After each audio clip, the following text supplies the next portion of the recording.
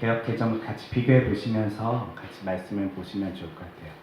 함께 좀 교독하면서 읽도록 하겠습니다.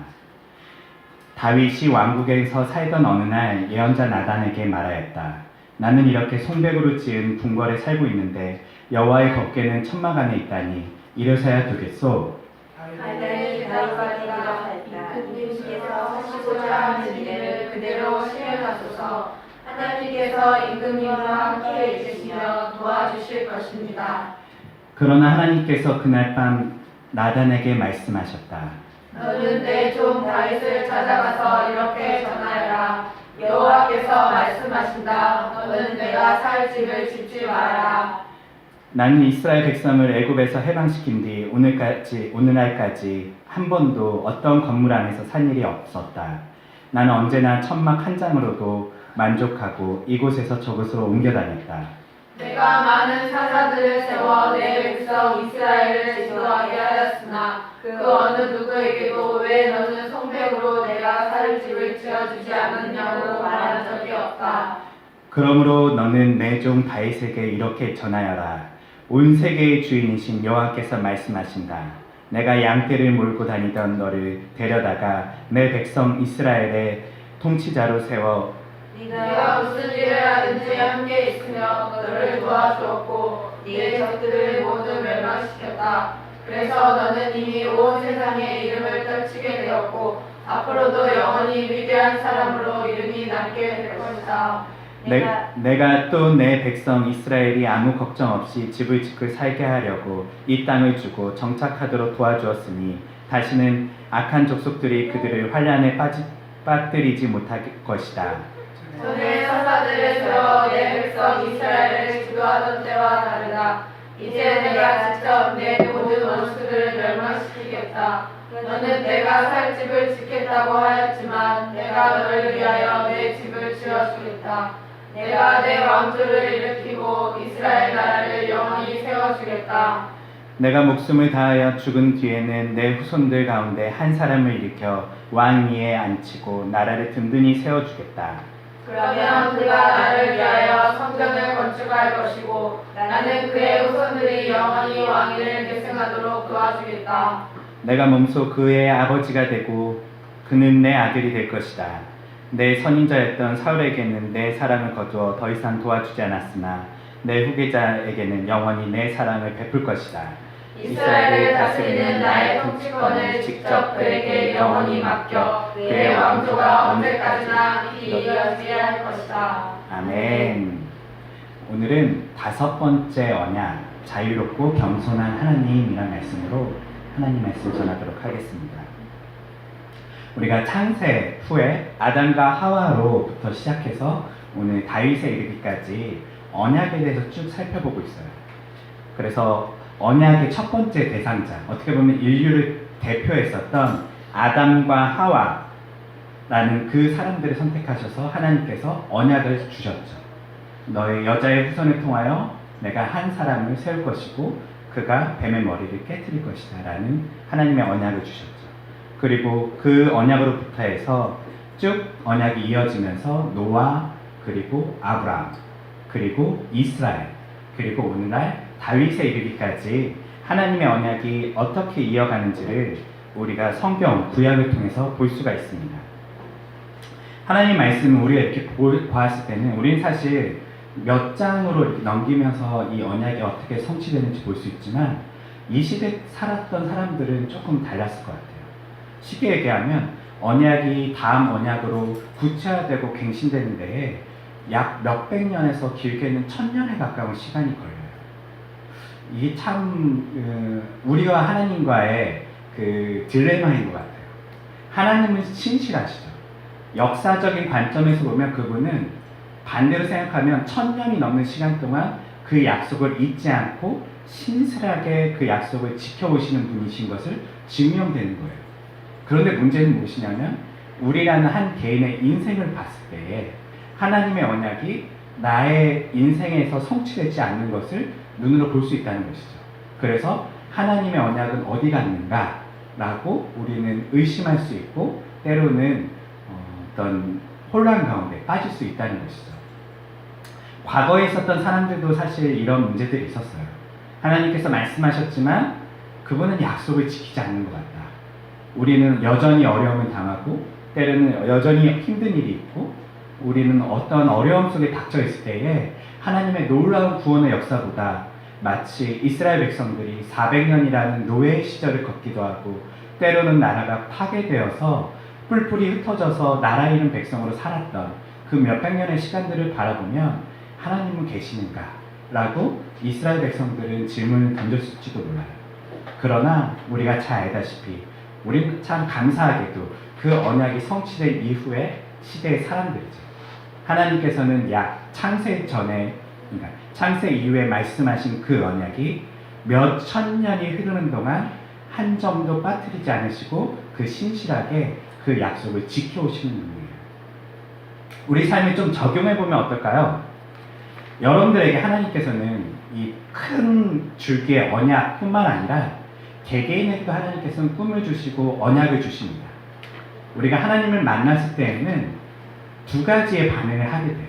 첫 번째는 우와 하나님 당신은 놀라우신 분이시군요 라는 것을 깨닫게 돼요. 그래서 하나님을 만난 모든 사람들은 자기가 가지고 있었던 사고방식과 모든 것들이 다 깨지게 돼요. 그것보다 더 높으신 그것을 초월하신 하나님을 만나면서 아 내가 지금까지 생각했던 모든 합리적이고 이성적인 것이 다가 아니구나. 나를 뛰어넘는 하나님이 계시구나. 세상 만물을 만드시고 또 통치하시는 그분이 계시는구나 라는 것을 알게 되고 두 번째는 무엇이냐면 그렇다면 나는 어떻게 살아야 할 것인가 라는 어떤 질문을 우리는 하게 된다는 것이죠. 그럴 때 우리는 하나님의 약속을 기다려요. 하나님 제 인생을 통해서 뭘 하고 싶으세요? 제 인생을 통하여 하나님께서 하시고자 하는 그 약속은 무엇인가요? 그 언약은 무엇인가요? 라는 우리는 질문을 던지게 되죠. 저에게 있어서는 하나님께서는 저를 처음 부르실 때에 물론 저는 어렸을 때 하나님을 알고 하나님을 예배했지만 하나님께서 저에게 약속을 주실 때에는 예배를 회복하는 사람이라는 좀 막연한 어떤 이미지로 저한테 약속을 주셨어요.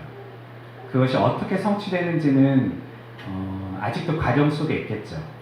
단정질 수 없고 하나님께서 저의 삶을 통해서 그 일들을 하실 거예요. 때로는 제 삶을 누군가 보았을 때에 제가 이 땅을 떠날 때에 미완적일 수도 있을 것 같아요. 완성되지는 않은 것 같네? 뭔가 하다 만 것 같네? 라고 볼 수도 있을 것 같아요. 그러나 하나님의 약속은 신실하세요. 그분은 사람을 부르시고 약속을 주시고 그 약속을 그 사람 대에 하지 않는다면 그 사람과 그 사람의 공동체, 그 후손과 그 언약의 공동체를 통하여 하나님의 약속은 신실하게 이행된다는 거예요.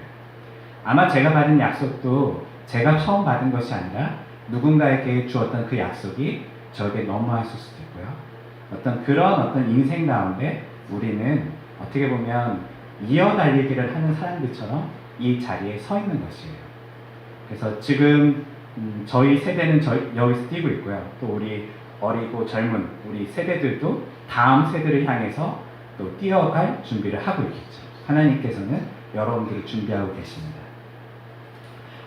오늘 말씀과 사실 좀 다른 이야기이긴 하지만요. 제가 언약에 대해서 왜 이야기를 하냐면 언약이 멀리에 있는 성경 속의 이야기는 아니라는 거예요. 우리의 인생 속에도 언약이 있어요. 우리 청소년들과 어린이들에게도 하나님께서는 약속을 주세요.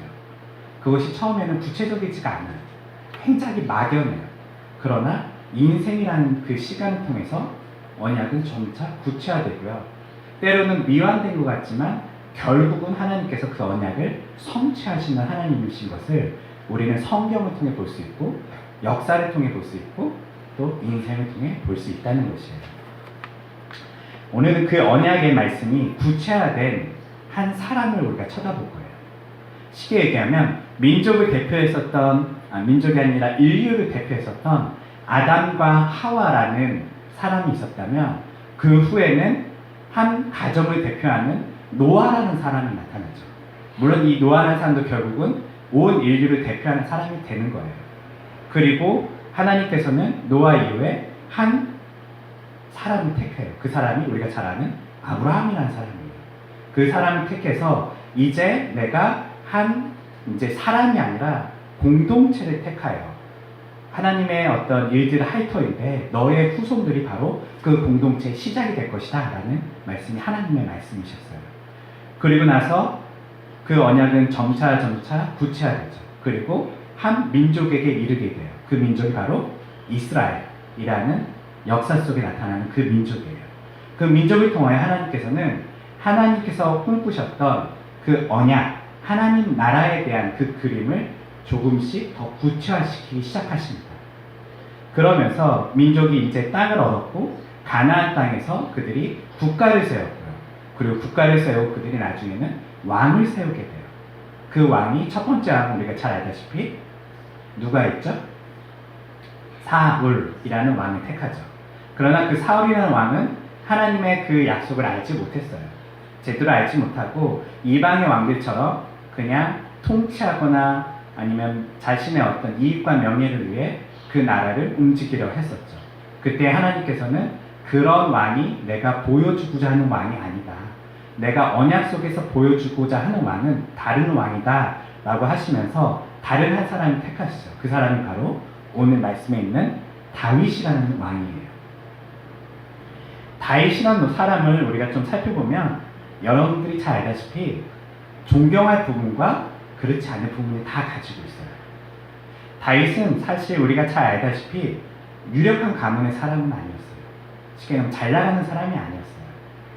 그의 출신은 그는 어떤 시골, 도시라고 볼 수는 없고요. 약간 외곽에 있는 곳에서 양을 치면서 목동 일을 하면서 살았던 한 가문이었어요.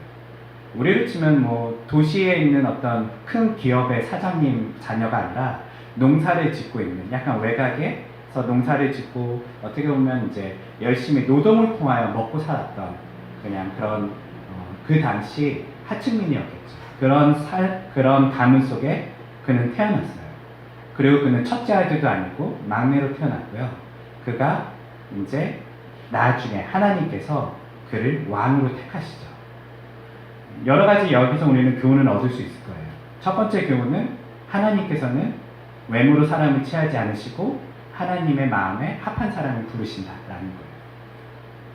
왜냐하면 다윗이라는 사람은요, 겉보기에는 그렇게 잘난 게 없어요. 그렇게 키도 크지 않았던 것 같고 어떤 뭐 장수로서의 힘을 가진 사람도 아니었었고요.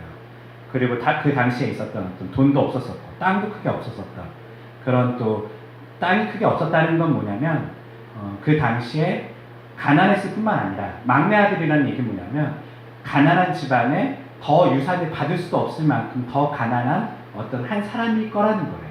그 사람에게 하나님께서는 왕으로 부르시죠. 왜 부르셨을까? 왜 부르셨을까요? 질문 한번 던질게요. 네. 우리 박순희 성도님께서는 왜 하나님께서 다윗을 부르셨을까요?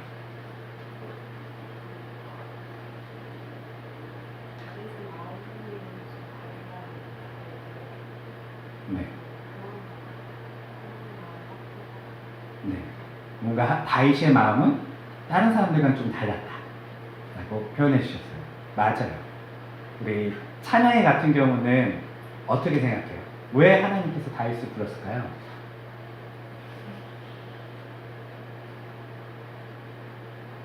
네, 그냥 편안하게.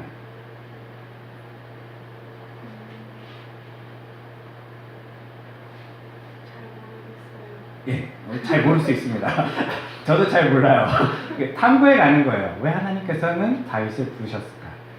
이 질문에서 우리는 많은 걸 얻을 수 있어요. 여러분들이 성경을 읽을 때에 늘 질문하시길 바라요. 왜 하나님께서는 다른 사람이 아니라 다윗을 부르셨을까?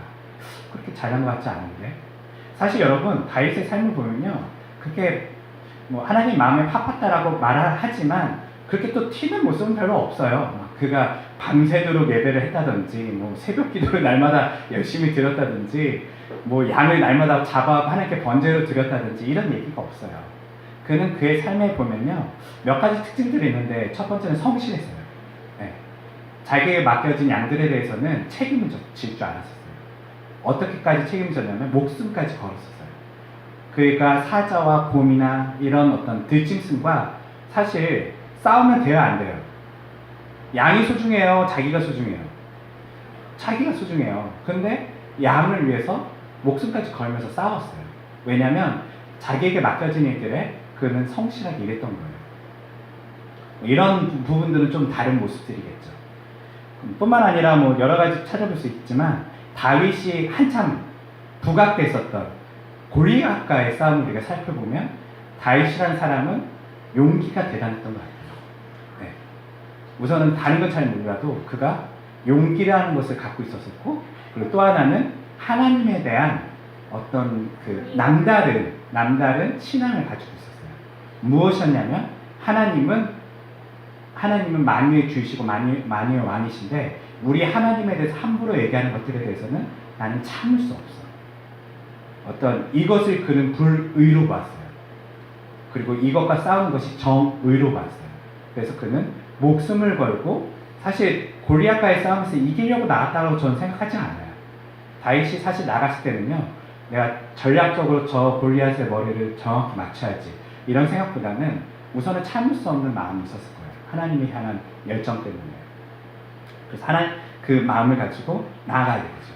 어떤 이런 모습들은 있지만요, 그의 인생을 전체적으로 쭉 봤을 때요, 그렇게 또 멋진 모습들이 많지는 않아요. 여러분들의 인생도 한번 살펴보시면 다윗의 삶처럼 살짝 자랑할 만한 일들은 좀 있잖아요. 네.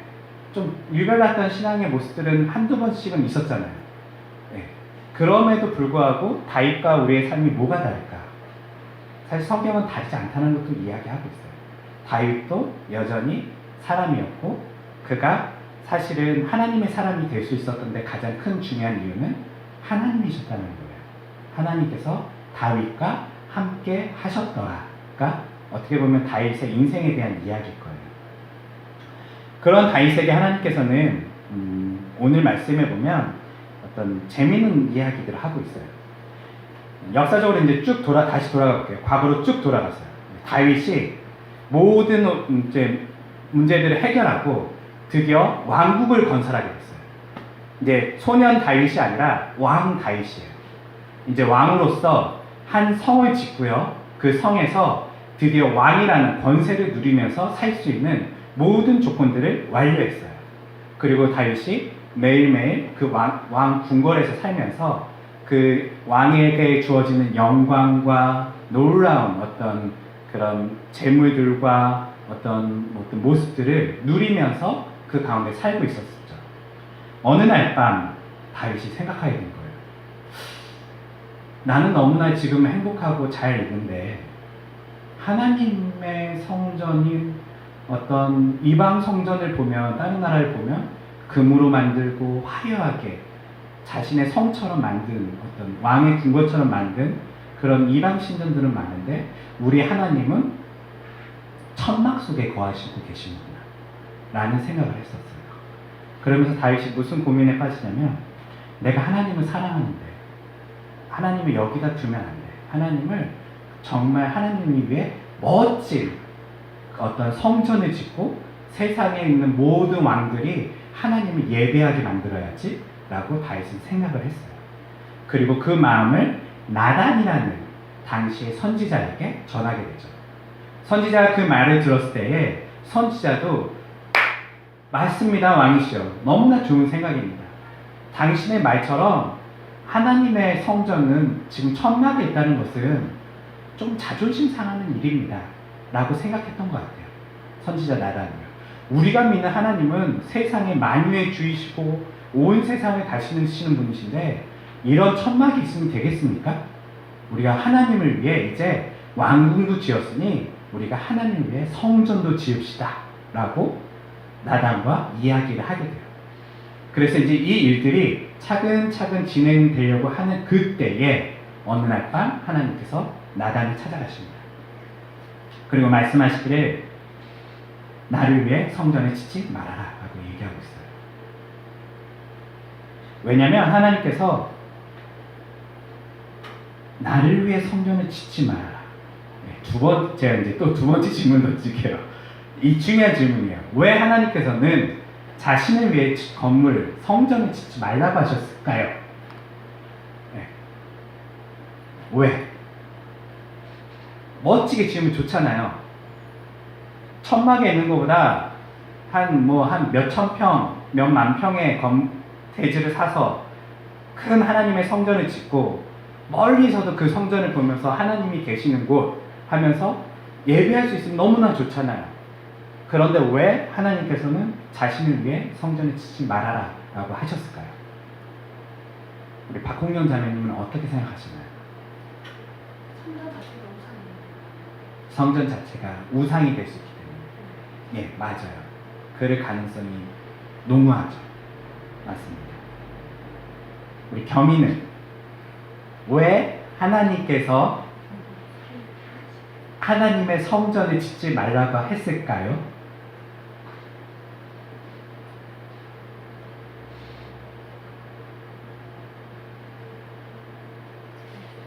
네? 잘 모르겠어요? 네, 맞아요. 이제 우리가 잘 모르기 때문에 이제 질문을 던져서 답을 찾아가고 있는 거예요.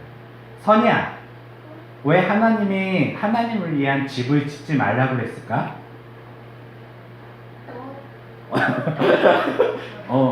그래. 하나님께서는 왜 그랬을까? 우리 한번 생각을 해보죠.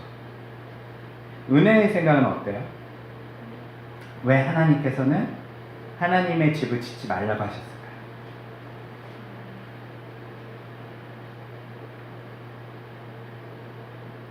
너무 쉽게. 잘 모르겠어요? 네. 이슬이의 생각은 어때요?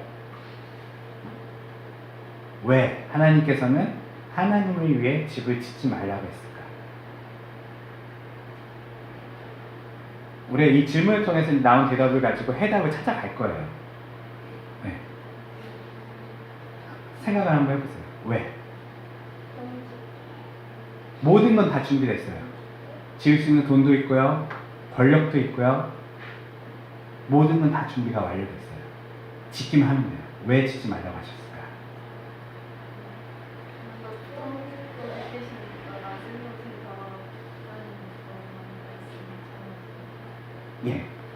예, 맞아요. 저도 비슷한 생각을 하고 있습니다. 저도 이 질문을 던졌어요. 왜 하나님께서는 자신을 위해 집을 짓지 말라고 하셨을까? 왜? 나중에 집을 짓죠. 언제 짓죠? 솔로몬 때. 그런데 오늘 말씀을 잘 살펴보면요, 하나님의 뜻이 아님을 우리가 알 수가 있어요. 하나님께서 자신이 이제 자신을 위한 건물을 짓지 말라는 여러 가지 이유 중에 하나는요, 그들의 그 처음 순수했던 마음이 변질될 수 있다는 것이 첫 번째 가능성일 것 같아요. 말 그대로 크고 화려하게 지으면요, 사람들은요, 뭘 볼까요? 건물을 봐요. 하나님을 보기 위해서 건물을 지었는데요, 참 사람이란 존재는요, 보이는 것에 모든 것을 투영해버려요. 와, 저 화려한 성전을 보니까 야, 하나님 대단히 잘 나가시나 보다. 그러면서 그 건물을 보면서 그들은 야, 하나님 믿으면 우리도 화려한 삶을 살 수 있어 라는 생각을 할 수도 있고요. 때로는 그 건물을 보면서 그들은 예배를 거기서 드리면서 그 건물이 우상화될 수 있어요. 네. 우상이란 건 뭐냐면 하나님을 대체하는 모든 것이 다 우상이에요. 하나님께 예배를 드리는 것이 목적이었는데 건물이 목적이 되어버릴 수도 있는 거예요. 그리고 또 하나는 우리가 잘 알다시피 사람들은 그런 화려한 곳에서 예배를 드리기 시작하면 누가 갈 수 없을까요? 가난한 사람들은 가기 어려울 거예요. 여러분, 금으로, 제가 아마 이 건물을 금으로 한번 다 도배했다고 한번 해봅시다. 여러분들이 이런 모습으로 들어오기 쉬우실까요? 네. 들어올 때 저기서부터 에어로 바람을 다 쏘면서 먼지를 다 털고 완벽하게 정결하게 들어오지 않으면 어떻게 이 금으로 만든 곳을 다 들어오게끔 허용되겠어요? 네. 말도 안 되는 일이잖아요. 네. 그래서 화려하게 만들어 놓으면 화려한 사람들은 들어오기 좋지만 누추하거나 가난한 사람들은 그곳에 들어가는 것은 매우 어려운 일이 될 수도 있어요. 말로는 들어오라고 할 수 있죠. 들어와. 못 들어와요. 네. 어떻게 들어가요? 부담스러워서. 뭐 하나 만질 수도 없어요. 만졌다 깨트리면 어떻게 해요? 평생에도 갚지도 못하는데. 네. 이런 어떤 부담감 때문에 예배 가운데 들어올 수 없을 수도 있다는 것이죠. 하나님께서는 제 생각에도 비슷한 것 같아요. 건물 자체가 우상화될 수 있다는 문제가 있고요. 그리고 하나님께서는요, 그 화려함을 통해서 어떤 높아지는 사람들이 하나님께 초청받기보다는 늘 하나님께서는 자신을 낮추시고 낮은 곳에서 사람들을 들어오게끔 하셨던 분이세요. 그래서 사실은 천막이 최적격이었죠. 여러분, 천막에 들어갈 수 있는 사람은 어떤 사람들일까요? 모두 다. 천막에 들어갈 때 마음에 부담감이 있을까요? 전혀 없어요. 천막이라는 얘기는요, 말 그대로 천이에요, 천. 뭐 더 극단적인 단어로 선택하면 천대기예요. 천대기로 그냥 둘러놓은 거예요. 아무것도 없어요. 그냥 그 안에는 천대기로 이렇게 둘러놨을 뿐이에요. 그 안에 하나님께서 계시다니까 사람들은 그곳에 갈 수 있는 것이죠. 그런데 하나님께서는 다윗의 이 마음은 자체를 미워하지는 않으셨어요. 그러해 너의 마음은 내가 이해를 한다. 나를 향한 사랑 때문에 나를 위해서 큰 성전을 짓고 싶어 했지.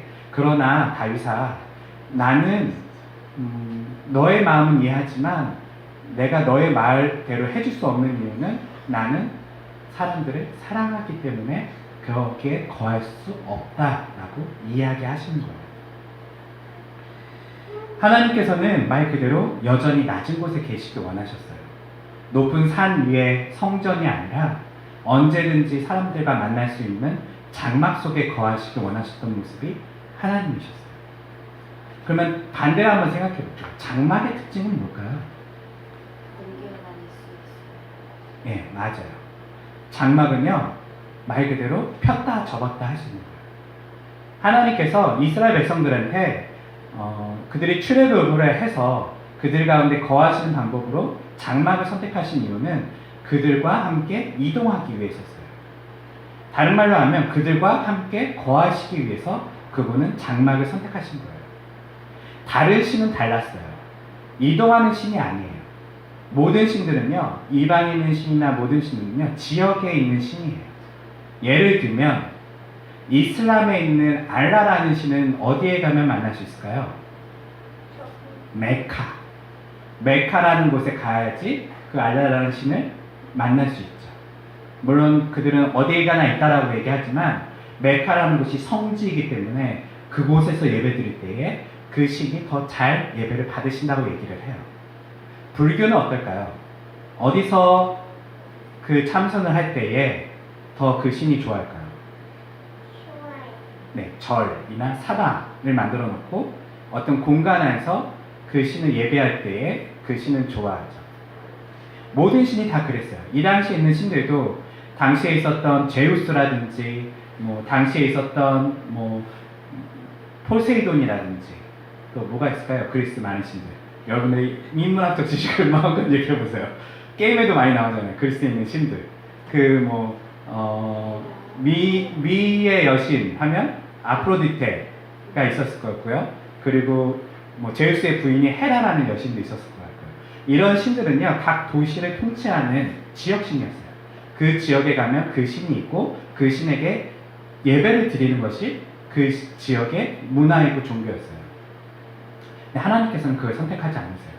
날 위해서 어떤 성전을 짓지 말고 그런 어떤 그들이 만드는 그런 성전 같은 성전이 아니라 나는 너희가 있는 곳에 내가 있겠다라는 하나님의 마음이세요. 너가 이동하면 나도 가겠다. 너가 움직이지 않으면 나도 가만히 있겠다. 라는 하나님의 방법이신 거죠.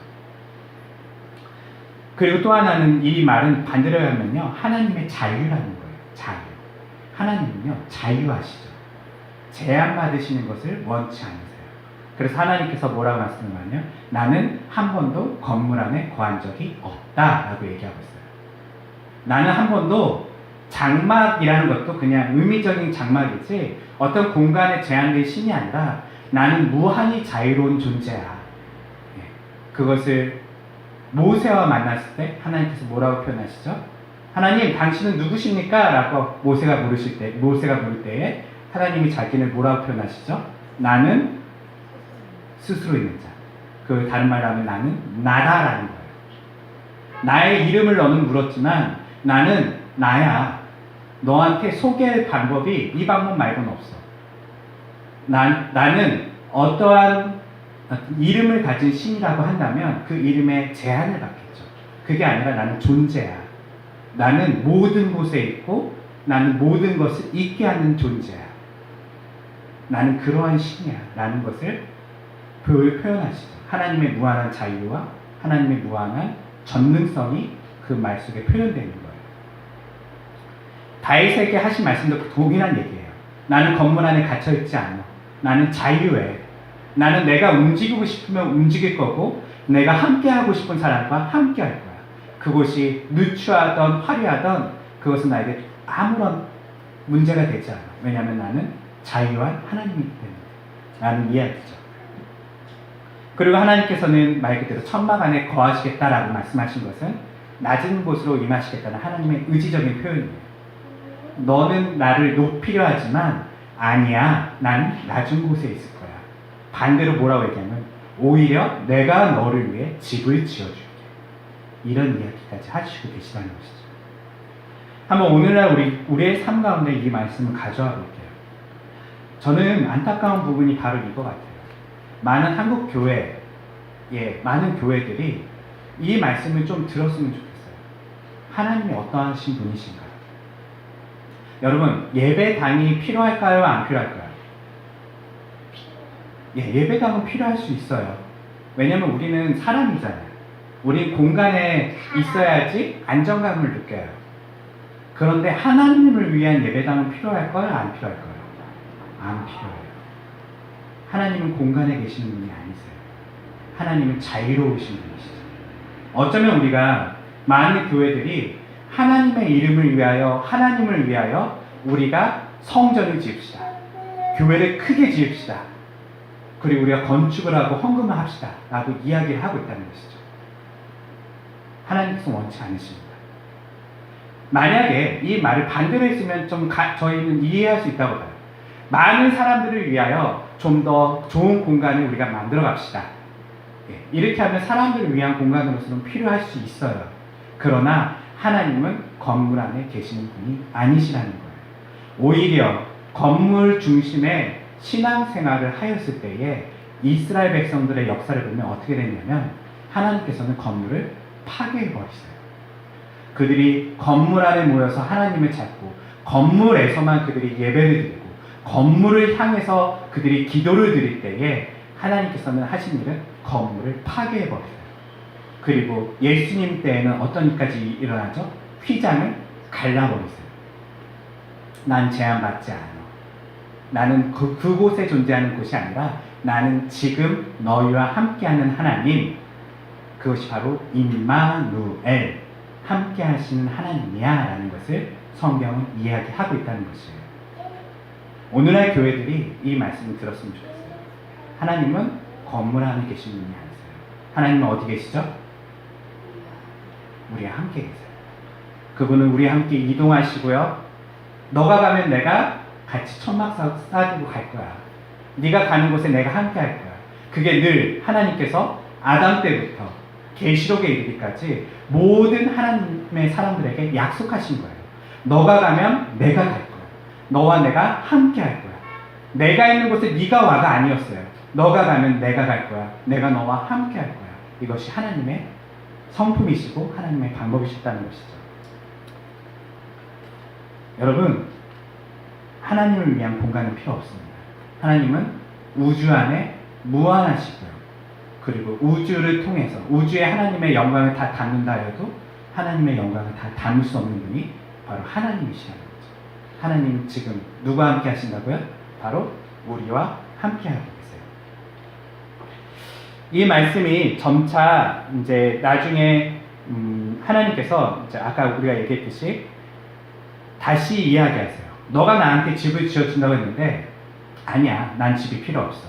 그리고 뭐라고 얘기하시냐면 내가 너를 위해서 집을 지어줄게 라고 말씀하세요. 이 말씀이 바로 언약이에요. 다윗의 언약이라는 부분이에요. 하나님께서 어떤 집을 지어주시냐고 말씀하시냐면 내가 너의 후손을 통해서 한 왕을 만들 거야. 근데 그 왕은 영원한 나의 나라를 통치하게 될 거야 라고 얘기하세요. 이 당시 사람들은 이것을 들으면서 처음에는 다윗의 후손들, 그 다윗의 그 자녀를 통해 나타난 왕들을 통하여 하나님의 나라가 세워질 거라고 믿었었어요. 그래서 솔로몬은요, 자신이 이 말씀의 언약의 대상자라고 생각하고 하나님을 향해 건물을 짓죠. 성전을 짓기 시작하고요. 그리고 그 왕들은 자신이 하나님의 통치자라고 생각하면서 어떻게 보면 하나님의 통치는커녕 자신들의 욕망과 욕심을 향해 통치했다는 것을 구약 성경을 통해서 우리에게 보여주고 있어요. 그래서 결국은 성경은 무엇을 얘기하냐면 그 다윗의 왕조는 어떻게 되죠? 다 멸망당하게 돼요. 나라는 회파당하고 성전은 파괴되고 심지어는요 민족과 나라조차도 완전히 분열되고 파괴되는 일이 일어나게 돼요.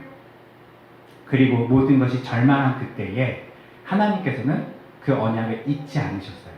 그리고 한 사람을 보냅니다. 다윗으로부터 약 700년 뒤에요. 그 사람이 누굴까요?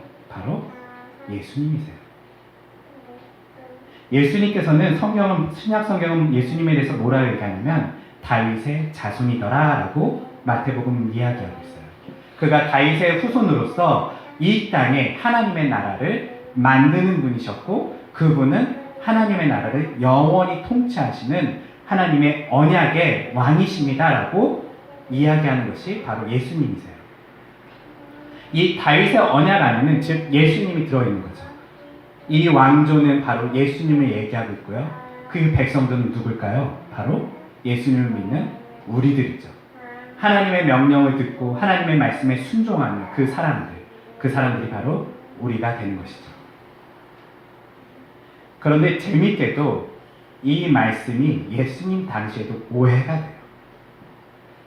참 이게 어떻게 보면은 그 드라마 복선처럼요. 700년이나 시간이 지났는데 오늘 말씀과 아주 재미있는 말씀 하나가 신약 성경에 나타나요.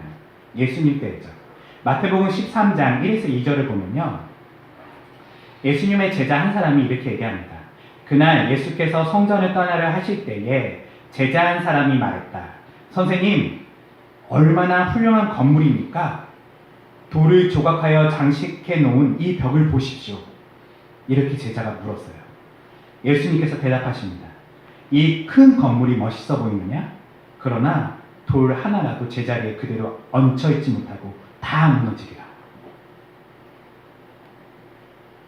제가 왜 이 말씀을 같이 교차해서 이야기하냐면요. 진짜 성전이 어디 있을까요? 성전이 뭐죠? 성전의 의미는 하나님이 거하시는 곳이죠. 하나님의 영이 충만하신 분.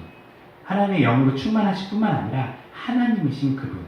성자 하나님이신 그분이 지금 한 사람과 이야기하고 있어요. 한 제자와요. 그런데 그 제자가 지금 쉽게 얘기하면 하나님이 옆에 있는 거예요. 성자 하나님이 옆에 계신데 같이 거니다가 성전을 보면서 얘기하는 거예요. 예수님이 옆에 있지만 한번 제가 쉽게 표현해 볼게요. 하나님 보세요. 저 건물 멋있지 않아요? 저 정도 건물이라면 정말 하나님의 영광을 드러낼 것 같지 않아요? 굉장히 지금 재밌는 부분이에요. 성경에 지금 마가가 이걸 되게 재밌게 표현하고 있는 거예요. 예수님께서 하신 말씀은 야, 너 저걸 보느냐? 내가 저거 다 무너뜨릴 거야. 다 무너지게 될 거야. 이 얘기를 하시는 거예요. 이 말을 반대로 하면요. 무슨 말이냐면 지금 너 뭘 보고 있냐라는 거예요. 예수님이 지금 옆에 있잖아요. 하나님의 통치자로서 다윗의 왕조를 영원한 왕으로서 통치하실 그분이 옆에 있어요. 옆에 있는데 그 사람들은 뭘 못 보죠? 예수님을 몰라요. 못 봐요. 그리고 뭘 보죠? 건물을 봐요. 이게 우리의 신앙의 모습이라는 것이죠. 언약 이후의 시대인 우리에게도 동일한 모습들이 있어요. 여러분 삶 속에 예수님과 동행하시면서 지금 뭔가를 가르치고 있을 수도 있어요. 예수님께. 예수님 보세요. 예수님 이것 좀 보세요. 얼마나 멋있어요. 어쩌면 인생의 성공의 때에 그런 얘기를 더 많이 할 수 있겠죠. 예수님, 저 주님 덕분에 이만큼 잘 나가요. 저 이만큼 성공했어요. 멋지죠? 그때 예수님께서 말씀하십니다. 너가 쌓았던 그 모든 것들을 내가 허물어버리리라. 뭘 못 봤기 때문에? 예수님을 보지 못했어요. 가장 중요한 성전이신 예수님은 내 옆에 있었었는데, 나와 함께 있었는데 그들은 하나님의 임재를 보면서도 알지 못했고 옆에 있으면서도 맛보지 못했다는 것이죠. 예수님께서 말씀하십니다. 너희는 나를 맛보아 알지어다.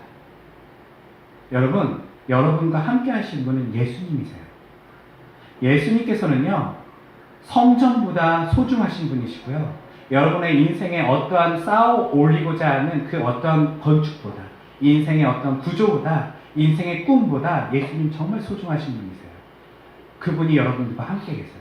만왕의 왕이신 그분이 여러분과 함께 계시고, 성경은 또 뭐라고 얘기하냐면 예수의 영이신 성령께서 너희 안에 거하시겠다라고 말씀하시면서 지금 신약시대를 살고 있는 우리 가운데 거하시고 계시죠.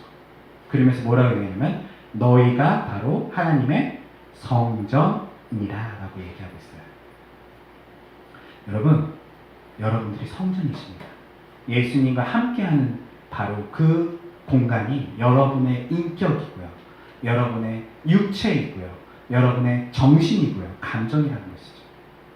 사랑하는 성도 여러분, 어쩌면 오늘 말씀을 통해서 우리가 배워야 될 것은 하나님에 대한 성품과 그리고 우리의 신앙생활의 괴리를 우리가 극복해야 된다는 거예요. 하나님은요, 자유로우신 분이세요. 하나님은요, 영광스러운 분이세요. 그런데요, 그 하나님이요, 어디 계시겠다고 말씀하셨다고요? 우리 안에 거하시겠대요. 너와 함께 하시겠대요. 자신을 제한하시고 자신을 겸손하게 만드셔서 차마 거할 수 없는 더러운 우리의 마음과 생각과 우리의 모든 것 가운데 주님이 함께 하시겠대요. 할렐루야. 이분이 하나님이십니다. 이분이 바로 예수님이십니다. 이분이 바로 우리와 함께 거하시는 성령님이십니다. 사랑하는 성도 여러분, 여러분이 그렇게 귀한 분이세요. 여러분 왜 귀하냐면 누가 있기 때문에? 예수님의 영이 거하시기 때문입니다. 성전은 어디다 지어야 될까요? 여러분의 마음에 건축하세요. 여러분의 생각에 건축하세요. 여러분의 감정에 건축하세요. 하나님, 내가 이제 하나님을 사랑하기 때문에 다윗처럼 고백하셨으면 좋겠어요. 하나님의 집을 짓고 싶어요. 어디다가요? 여러분 마음속에요. 내 마음이 너무나 정결하지 않아요, 주님. 내 마음은요, 너무나 더러워요. 주님, 내 마음을 청결하게 함으로써 주님께서 거하시기에 기뻐하시는 인격이 되고 싶어요. 감정이 되고 싶어요. 내 정신세계가 되고 싶고 내 육체가 되고 싶어요. 주님, 나와 함께 하시고 거하시면 너무나 감사해요. 내가 주님의 천막이 되고 내가 성전이 돼서 내가 다른 사람들이 나를 만나면 주님을 만나게 하고 싶고요. 나를 통하여 하나님 계속 이동하시면서 하나님의 영광을 드러내는 놀라운 성전이 되주세요 라고 고백하시는 인생들이 되셨으면 좋겠습니다. 사랑하는 성도 여러분, 하나님이 여러분과 함께 하십니다. 하나님의 이름은 임마누엘이십니다. 그분이 여러분 안에 계시고 여러분은 하나님의 성전이시며 그 성전은 많은 이방인들로 하여금 하나님을 예배하게 만드는 하나님의 거하시는 장소라는 것 잊지 마시면서 여러분을 통하여 하나님을 보여주시고 여러분을 통하여 하나님의 인격과 성품을 나타내시는 삶이 되시기를 주님의 이름으로 축원합니다.